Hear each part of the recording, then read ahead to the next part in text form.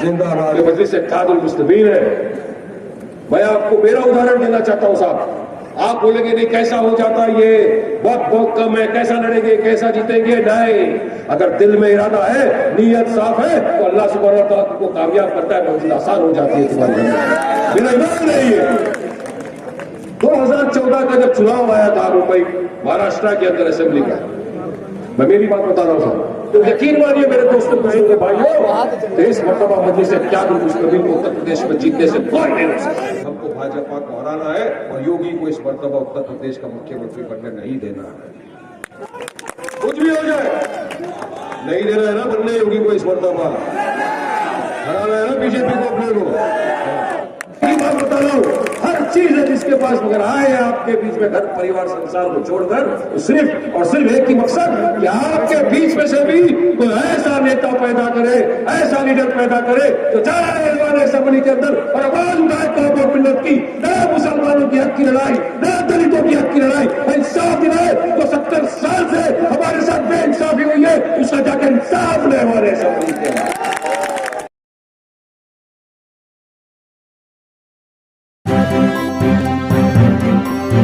Media voice, आपकी आवाज।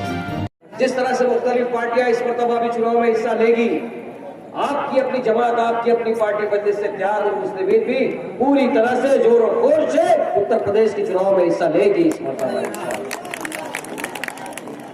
हमारी लड़ाई तो किसी एक से नहीं है।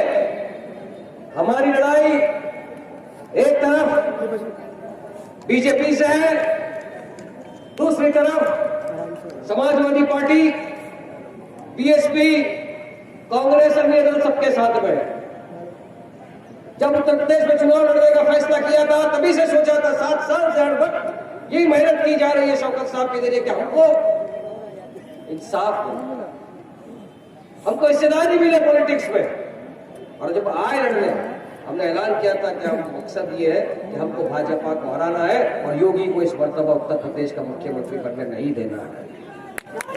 कुछ भी हो जाए नहीं देना है ना बनने योगी को इस मरतबा, हराना है ना बीजेपी को अपने को। हमने कहा था जो भी चाहता है भाजपा को हराए, आए हमारे पार्टी के सदर बैरिस्टर सदरुद्दीन ओवैसी साहब के कांधे से कांधा मिलाए, लड़े, हराए बीजेपी। अगर नहीं आना है, आपकी मर्जी, किसी के पास कटोरा लेकर नहीं जाएंगे, आइए हमको लीजिए साथ, नहीं, वो दिन चले गए। अब बराबरी की बात होगी, एक कुर्सी पर आप बैठेंगे, एक कुर्सी पर हम बैठेंगे, हिस्सेदारी की बात है। उत्तर प्रदेश में 7 बरस से आप देख रहे हो कि क्या कांडव चल रहा है। 5 बरस से मोदी राज आपने देखा है किस तरह से सरकार तो एंटी मुस्लिम है, हमेशा से हम कहते हैं, और ये बीजेपी सरकार कभी सुधरने वाली भी सरकार है। हर नीति से आपके सामने नीति आयोग का रिपोर्ट आया है अभी। रिपोर्ट ये दर्शाता है कि हिंदुस्तान के 3 जो स्टेट्स हैं, जो सबसे पुअरेस्ट में आते हैं, गरीबी की जो सबसे ज्यादा जहां पर है, वो एक बिहार है, झारखंड है और तीसरा आपका उत्तर प्रदेश। तो क्यों यहां पुअर है, क्यों गरीबी है, क्यों विकास नहीं किया? पता चला, लोगों ने पता चला है कि यहां पर विकास के नाम पर सिर्फ एक ही काम हुआ है, नामकरण। योगी जी ने सिर्फ नाम बदले, यहां जगहों के नाम। अरे जगहों के नाम बदलने से क्या युवाओं का मुकद्दर बदल जाएगा? वो युवा उत्तर प्रदेश का हजारों की संख्या में, नहीं लाखों की संख्या में आज बेरोजगार हो गया है। क्या जगहों के नाम बदलने से उसको रोजगार मिल जाएगा? क्या जगहों के नाम बदलने से, जो कोरोना के सेकेंड वेव में हमने देखा कि किस तरह से गंगा की घाट पर लाशें तैर रही थी, और जब वो लाशें बाहर आ गई उसको कुत्ते नोच के खा रहे, जिसका जिम्मेदार कोई और नहीं, सिर्फ नरेंद्र मोदी और उत्तर प्रदेश का चीफ मिनिस्टर योगी जी। इनकी जवाबदारी थी उनको बचाना। तो क्या नामकरण करने से जो जाने चले गए, क्या वो वापस आ गए? क्या उनके घर वालों को वो परिवर्तन वापस मिल जाएंगे जिन्होंने अपनी जाने खो दी? और विकास क्या किया योगी जी ने? और एक विकास किया है, ठोक डालूंगा वाली पॉलिसी।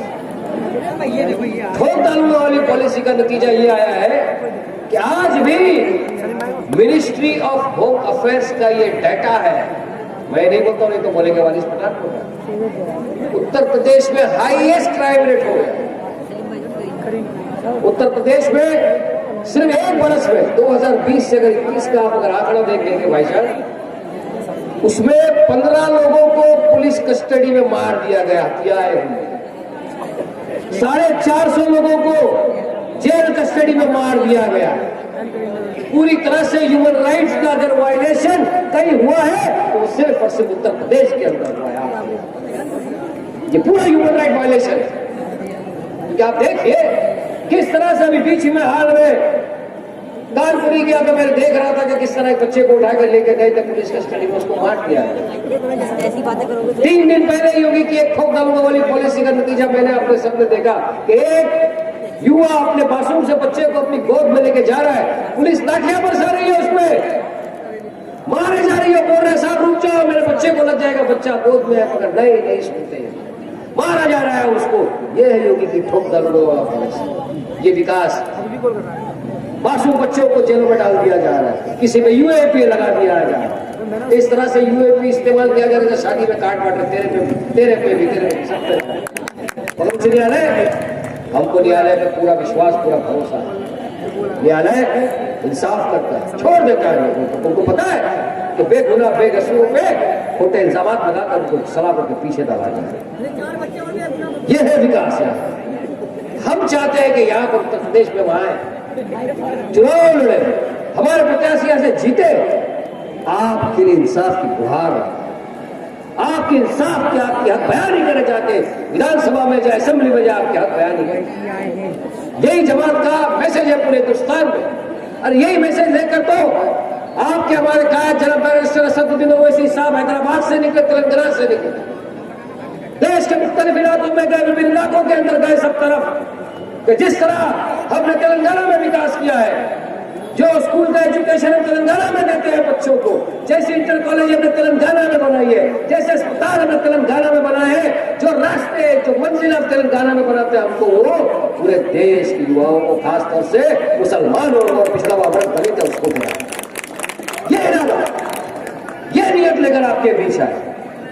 बोला सोचिए ना, सोचिए आप भी इंसान है, मैं भी इंसान हूं, सोचते तो हम सब लोग है ना कि एक शख्स 3 टर्म एमएलए, 3 टर्म एमपी, अल्लाह सुब्हानहू तआला दिया हुआ सब कुछ, बैरिस्टर है, पढ़ा हुआ शख्स, एजुकेटेड इंसान, पैसा अल्हम्दुलिल्लाह, 12 कॉलेजेस और स्कूल, हॉस्पिटल्स, दारुस्सलाम बैंक, नाम इतना, शौहरत इतनी, इज्जत इतनी कि हमारे देश के वजीर आजम को भी वो नहीं मिला है।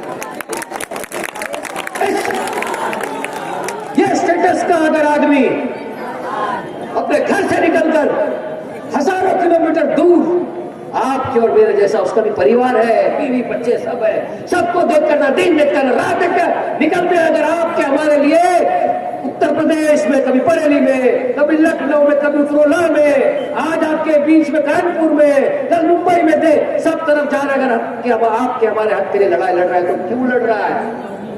इनको कुछ खुद के लिए नहीं चाहिए, अल्लाह सुब्हानहू तआला का सब कुछ है, ना प्राइम मिनिस्टर बनना है, ना चीफ मिनिस्टर बनना है, ना नेता बनने का कोई शौक है। क्योंकि मैं तो खुद देख रहा हूँ ना, जैसे फ्लाइट की तरफ नजदीक भी जाते तो सारे के सारे पैसेंजर देखते हैं ओवैसी साहब आ गए,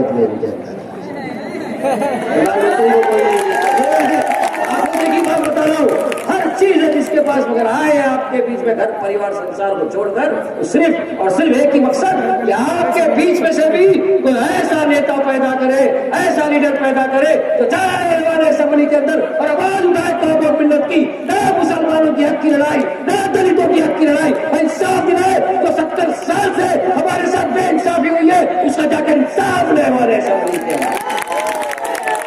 ये मंशा लेकर निकले हैं आपके बीच में, लेकिन आपका साथ चाहिए, आपका साथ चाहिए, आपके साथ के बिना कुछ नहीं हो सकता साहब, क्योंकि मजलिस इत्तेहादुल मुस्लिमीन है।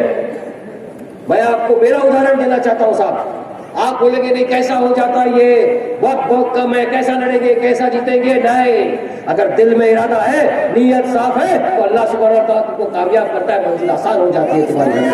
मेरा ईमान नहीं है। 2014 का जब चुनाव आया था मुंबई महाराष्ट्र के अंदर असेंबली का, मैं मेरी बात बता रहा हूं साहब, ना मैं किसी सियासत पार्टी में था, ना सियासत मुझे आती थी, नहीं मैं वकील था पेशे से, मुझे वकालत का ये था। मैं सुबह जाता था अपने काम से, शाम को आता था, रात को अपना ब्रीफ पढ़ के फिर सुबह कोर्टों में चले जाता। कहीं नहीं चुनाव का मुझे कोई नॉलेज नहीं था। 15 दिन पहले हैदराबाद का कायदा है, मुंबई में सब जगह मतलब पहली मरतबा लड़ रहे थे, फर्स्ट टाइम फाइट कर रहे थे असेंबली का चुनाव मुंबई में। मुझे दोस्तों ने कहा वारिस भाई चुनाव लड़ोगे क्या? मैं बोला यार तुमको तो पता नहीं कैसा चुनाव, कानून कचहरी की लड़ाई बोलो लड़ लेंगे, भाईगिरी बोलो कर लेंगे तुमको, मुझे वो तो अपने को सीखना नहीं है, भाईगिरी भी नहीं सीखना, कानून भी नहीं सीखना है, दोनों को मास्टर कर लेंगे, चुनाव नहीं, पॉलिटिक्स नहीं आता है। बोले कुछ नहीं, 15 दिन है, कल फॉर्म भरने का लास्ट दिन है। मैंने कहा फॉर्म भर देना है, चलो कोशिश करेंगे फॉर्म भरते हैं, बिस्मिल्लाह। मैं रहता कहीं और चुनाव कहां से लड़ना है मुझे? मुंबई की नार, सेंट्रल मुंबई की, साउथ मुंबई की नार, जो एरिया को बाईकल्ला कहा जाता है, वहां से चुनाव लड़ना है। अंडरमेंट डॉन खड़े, 2 टर्म के सिटिंग एमएलए खड़े हैं, भाजपा के दिग्गज नेता खड़े हैं, वहां से चुनाव का पर्चा भर के चुनाव लड़ना है। मगर आप ही तरह था, बिस्मिल्लाह बोल दिया, चलो हिम्मत है मरना, मदद है खुदा। साहब ने कहा लड़ दो वारिस, इंशाअल्लाह ताला देखते क्या हो। आप मानेंगे नहीं, फॉर्म भरा, 15 दिन मेरे हाथ में थे। अब भरते ही 3 दिन हमारे यहाँ पे बकरीद के दिन आ गए। अब ईद का माहौल तो आपको मालूम, अपने वाले तो सब उसमें लग जाते हैं, काम करते हैं। 4 दिन तक कुछ नहीं हुआ, ना मुझे कोई ऑफिस दे रहा था, ना कोई चीज मेरे पास था कि मैं ऑफिस को ये बहुत ट्राई किया। हमारे हैदराबाद के हमारे सारे प्रेसिडेंट वहां पे थे, हैदराबाद के जवाबदार जिम्मेदार हमारे कॉर्पोरेटर आए, पूरी मुंबई के अंदर मुख्तलिफ हल्कों के अंदर चुनाव लड़ रहे थे, कहीं नहीं हो रहा था। एक दोस्त का गोदाम मिल गया मुझे अख्तर का, वहां से मैंने प्रचार किया, 7 दिन प्रचार किया। 7 दिन के प्रचार में वहां से बाईकल्ला जो मुंबई की नाक कहा जाता है, वहां से आपका अपना भाई, आपका बेटा, आपका दोस्त वारिस पठान को जिता के लाया। ये मजलिस मुस्लिम से कहा, अगर 14 दिन में एक नॉन पॉलिटिकल इंसान जीत कर हमारे असेंबली में जाता है, हक और लड़ाई करता है, तो सोच लीजिए कि अगर मजलिस इत्तेहादुल मुस्लिमीन यहाँ पे 4 महीना काम कर दिया और आपने सब पे मेहनत की, तो उत्तर प्रदेश से कितने लोगों को चुन के भेज सकते। मेरा एग्जाम्पल दिया मैंने अपनी बात करने के लिए नहीं, आपको समझाने के लिए, आपको जगाने के लिए कि आज भी अगर हम मुत्तहिद हो गए, हमने ये सोच लिया कि अब नहीं, अब इतिहाद का सबूत देना है, हमको हमारी सफों से दरार को हटा देना है, हमको एक होकर एक परचम तले आना है, हमको बैरिस्टर सदरुद्दीन ओवैसी साहब की क़यादत के अंदर काम करना है। तो यकीन मानिए मेरे दोस्तों के भाइयों, तो इस मर्तबा मजलिस इत्तेहादुल मुस्लिमीन को उत्तर प्रदेश में जीतने से कोई नहीं रोक सकता, किसी की बाईकल्ला की ताकत नहीं कि हमको रोक सके, मगर हमको करना पड़ेगा। शुरुआत हमसे होगी, अगर हम इस पे देंगे उस पे देंगे वो करेगा, ये नहीं होगा। हमको आगे बढ़ना है, जो भी प्रशासन जो भी प्रत्याशी जवाब दे के इसके साथ लग रहा है, याद रखो अमीर जनाब जवाब ने जो कह दिया बैक करो, उसके साथ तो उसको आगे बढ़ो, उसको जिता के लाने का जवाब। हम 20% है उत्तर प्रदेश में, अगर हम 20% वाले 7% वाले को वोट देकर सीएम और डिप्टी सीएम बना सकते हैं, तो अगर 20% ये सोच दिया कि हमको हमारी क़यादत और लीडरशिप तैयार करना है, तो क्या उत्तर प्रदेश की राजनीति का पूरा रुख चेंज नहीं कर सकते? बना सकते हैं या नहीं डिप्टी सीएम हम भी लीडर खड़े कर सकते हैं। हमारे 7% वाले को हमने बनाया ना। आज मैं आपसे पूछता हूँ, आप बोलोगे नहीं है जवाब मेरे पास। जाटों का नेता है, जाटों का नेता है, दलित समाज का नेता है, राजभरों का नेता है। मैं पूछता हूँ मेरे मुसलमान भाइयों, दोस्तों, बुजुर्गों, मेरी माँ बहनों, क्या आपके पास उत्तर प्रदेश में आपका नेता है क्या? कोई आपकी अपनी जमात कोई ठीक है आपका? आज आपके पास आपकी अपनी जमात भी है और आपके पास आपका अपना सदर भी है कि आप छाती ठोक के बोल रहे हो कि मेरा सदर है बैरिस्टर सदरुद्दीन ओवैसी और मेरी जमात मजलिस इत्तेहादुल मुस्लिमीन। हक बयानी करती है, हमारे अधिकार के लिए लड़ती है, हमारा हक हमको चाहिए। मुझे याद है अभी भी 2012 का जब घोषणा पत्र निकला था समाजवादी पार्टी की तरफ से, अखिलेश यादव ने कहा था उसमें अगर हम उत्तर प्रदेश का चुनाव जीते तो हम मुसलमानों को एजुकेशन में और जॉब में रिजर्वेशन देंगे। है घोषणा पत्र में कि नहीं, सब तो रहता है जय विकास दिया क्या आपको रिजर्वेशन? ना मिला है ना मिलेगा। लेकिन अगर मजलिस इत्तेहादुल मुस्लिमीन के प्रत्याशी जीत के आते तो इंशाअल्लाह हमारी लड़ाई लड़ते रहेंगे, फाइट करते रहेंगे, आपके हक के लिए लड़ते रहेंगे, आपके रिजर्वेशन के लिए लड़ते रहेंगे, आपके आने वाले बच्चों को अच्छा एजुकेशन मिले उसके लिए लड़ाई लड़ते रहेंगे। आप 70 साल चले गए, 75 साल हो गए, बहुत हो गए। अब ये गुलामी की जंजीर तोड़ो मेरे भाइयों दोस्तों बुजुर्गों, बहुत गुलामी करो, अपनी क़यादत बनाओ, अपने आप को मजबूत करो, लीडरशिप तैयार करो। वरना देख लो मेरे भाइयों बुजुर्गों दोस्तों कि आज देश के जो हालात है आप तमाम के सामने। आप तो सियासतदार और पॉलिटिक्स के अंदर उत्तर प्रदेश का एक बच्चा माहिर है। मैं नॉन पॉलिटिकल आदमी था लेकिन मैं पॉलिटिशियन बन गया। आप तो पॉलिटिशियन हो, आप अगर थोड़ा मेहनत करते तो आप कहां से कहां पहुंच सकते। जवाब के साथ चलो मेरे यारों दोस्तों बुजुर्गों। आज हालात खराब है देश। कहीं पर मैं अभी पढ़ रहा था बैठे बैठे, यहाँ पर तो ये भी आ रहा है अब रस्तों में नमाज अदा नहीं करने की इजाजत है। नमाज नहीं पढ़ सकेंगे रस्ते में, कहां पर है? क्यों भाई? हम तो 3 मिनट होता है, 3 मिनट से ज्यादा तो नहीं पढ़ते। कोई तो सिर्फ सलाम फिराया कि उठ के निकला सीधा बाहर। कुछ लोग हैं जो बैठते दुआ, क्या हुआ 3 मिनट? हम तो किसी के रिलीजियस के अंदर बोलते ही नहीं, हम तो संविधान को मानते हैं, हम तो हिंदुस्तान के सेक्युलरिज्म प्लुरलिज्म की दुहाई देते हैं, गंगा जमुना तहजीबी की हम सबको सभ्यता देते हैं, सबको समझाते हैं। पता फिर क्यों इस तरह का हमारे साथ भेदभाव? ये कुछ नहीं, ये सांप्रदायिक तनाव फैला करने के लिए। भाजपा में तमाम मुद्दों से फेल हो चुकी है, कोई मुद्दा नहीं बचा इनके पास। याद होगा मेरे दोस्तों बुजुर्गों साथियों, इसलिए इस तरह का ये मुद्दा फैलाकर, क्योंकि आज तक 2 से 350 आ गए, राम राम के नाम पर आ गए, अब आ गए कृष्णा कृष्णा के नाम पर वोट मांगने आ गए, मगर इनके मंसूबों को कामयाब नहीं होने देना है। अब डेवलपमेंट की भी बात करेंगे, एजुकेशन की भी बात करेंगे, ये हट गए अपने पूरे के पूरे एजेंडा से। कोई एजेंडा नहीं बचा, लोग गालियां दे रहे, अरे लोग सवाल कर रहे, जब टीवी में बैठता हूं सवाल होना शुरू हो जाता है। अरे कभी तो एक बात करिए, पेट्रोल का भाव कब कम होगा? बताओ, डीजल का भाव कब कम होगा? गैस का भाव कब कम होगा? इनके पास जवाब नहीं है। हम जवाब तलब करना चाहते हैं सरकार से, ये बताइए हाथरस का जिम्मेदार कौन था? क्यों हाथरस हुआ? जवाब नहीं है। हम लखीमपुर में सवाल करते हैं, बताइए कि किस तरह से आज भी तुम्हारा मंत्री टेंडी, उसका बेटा थार गाड़ी लेके चला गया और जहां पर हमारा किसान भाई पीसफुल प्रोटेस्ट कर रहा था उनको उड़ा दिया। और आज तो बैलिस्टिक एक्सपर्ट का रिपोर्ट भी है जो दर्शाता है कि जो बंदूक से गोली निकली टेंडी के बेटे की बंदूक की गोली थी। तो फिर क्यों तुम तुम्हारे मंत्री को बचा रहे हैं? ये सवाल है हमारे उनसे, मगर उनके पास इन सवालों के जवाब, अब जवाब नहीं है तो आ गए इनके मंत्री। ये तो झांकी है, काशी मथुरा बाकी है। अरे शर्म करो मंत्री जी, शर्म। संविधान की शपथ लेके मंत्री बनो, संविधान की भाग, संविधान को एकदम से क्रॉस कर। प्लेसेस ऑफ वर्शिप एक्ट 1991 ये बोलता है 15 अगस्त 1947 के पहले का जो भी आप उसको चेंज नहीं कर सकते। तो फिर क्यों इस तरह की बात, क्यों इस तरह की बातें करना? ये बातें इस तरह करना कि इनका सिर्फ एक ही मकसद है कि किसी न किसी कम्युनल लाइन के ऊपर उत्तर प्रदेश के चुनाव को पोलराइज किया जाए, कम्युनल लाइन के ऊपर उत्तर प्रदेश के अंदर से वोट किया जाए और आपको उनको बेवकूफ बनाया जाए। और याद रखो मोदी योगी अब नहीं चलेगी। ये जो जनता है, जो इतनी सारी जनता है से खड़े होकर बैठी है, इन्होंने मान लिया कि नहीं अब वही करेंगे, अब एक ही क़यादत के बीच में काम करेंगे, एक ही क़यादत के परचम तले काम करेंगे। इसकी पार्टी का नाम है मजलिस इत्तेहादुल मुस्लिमीन और सदर का नाम है बैरिस्टर असदुद्दीन ओवैसी।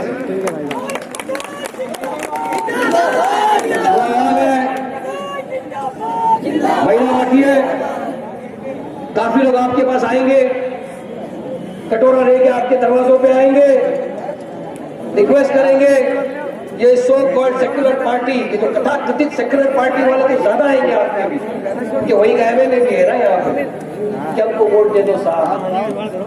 मगर नहीं मेरे भाइयों, कुछ याद रखो, सबको आपने वोट दिया, 75 साल से हर पार्टी को आपने वोट दिया, सबको इत्तेदार की कुर्सी पे आपने बिठाया। मैं आपसे इतना तो रिक्वेस्ट कर सकता हूँ, एक मर्तबा मस्जिद से इत्तेहादुल मुस्लिमीन को भी वोट देकर जितना अधिकार कानपुर की आवाम का वारिस पठान पे उतना अधिकार वारिस पठान का भी तो है ना कानपुर के मेरे भाइयों में। तो मैं तो आपका भाई भी हूँ और आपका कलमा तो आगो भाई भी हूँ, याद रखना मेरे भाई। कलमे से भी आपसे जुड़ा हुआ एक मरतबा अपने इस भाई, अपने बेटे, अपने बच्चे की बात मान लो। एक मरतबा एक परचम तले आ जाओ, इत्तेहाद पैदा करो, मुत्तहिद हो जाओ और चुन लो अपने बच्चे से इत्तेहादुल मुस्लिमीन पार्टी को, जिताओ इनके प्रत्याशियों को, भेजो हवाले असेंबली के अंदर इंशाअल्लाह ताला। आपको मायूसी नहीं होगी, याद रखना, क्योंकि हमारी कायदात, हमारा सर, हमारा जो झुकता है वो अल्लाह सुब्हानहू व तआला के सामने झुकता है। हम उसको जवाब देते, हमको अल्लाह को जवाब देना है। हमारा वो सदर है, वो है याद। अमीर जमात के साथ चलो, अपने सदर की बात मानो, सदर के साथ चलो, मजलिस को जिताओ और इंशाअल्लाह ताला कामयाबी आपके कदम चुनेगी। ये मेरा दीवान भी है, क्योंकि अगर एक ये बात मुझे याद है, बोलता चला जाऊंगा, अपनों को जो ठुकराएगा मेरे भाई, गैरों की ठोकरें जरूर खाएगा किसी दिन, याद है। इसलिए अपनों को ठुकरा दो, गैरों को आ जाओ प्लेटफॉर्म पर, जिता दो मजलिस इत्तेहादुल मुस्लिमीन को, हराएंगे ना बीजेपी को, हराएंगे ना समाजवादी को, हराएंगे ना बीएसपी कांग्रेस को, मुत्तहिद होएंगे ना, पैदा करेंगे ना इत्तेहाद, जिताएंगे ना बरिस्टर सदुद्दीन ओवैसी की पार्टी मजलिस इत्तेहादुल मुस्लिमीन को। तो फिर लगा दो नारा, मैं तो रोज लगा रहा हूं।